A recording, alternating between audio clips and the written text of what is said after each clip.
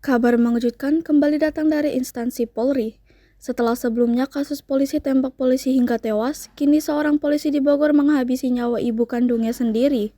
Kejadian itu terjadi di Cilengsi, Bogor, Minggu 1 Desember 2024. Pelaku bernama Aibda Nixon Pangaribuan alias Ucok berumur 41 tahun. Polisi yang bertugas di Polres Metro Bekasi Kota itu menghabisi nyawa ibu kandungnya, Herlina 61 tahun, menggunakan tabung gas 3 kg. Pembunuhan berlangsung di dalam rumah korban yang juga berfungsi sebagai warung.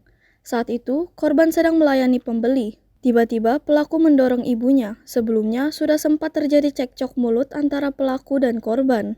Setelah ibunya jatuh, pelaku kemudian mengambil tabung gas 3 kg dan memukulnya ke kepala korban sebanyak 3 kali. Tindakannya itu membuat saksi kaget dan langsung melarikan diri meminta bantuan warga lain. Pelaku sempat berusaha melarikan diri dan membuat keributan di kedai kopi sekitaran Rumah Sakit Hermina Cilengsi.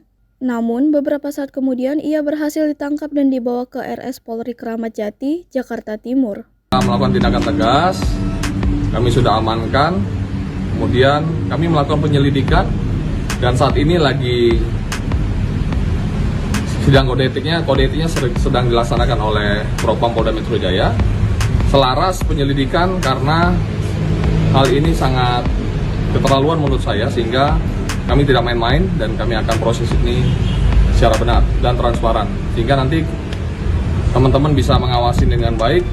Jadi kami selaras dengan Propam Polda Metro Jaya untuk pidananya di kami, kode etiknya di Propam Polda Metro Jaya.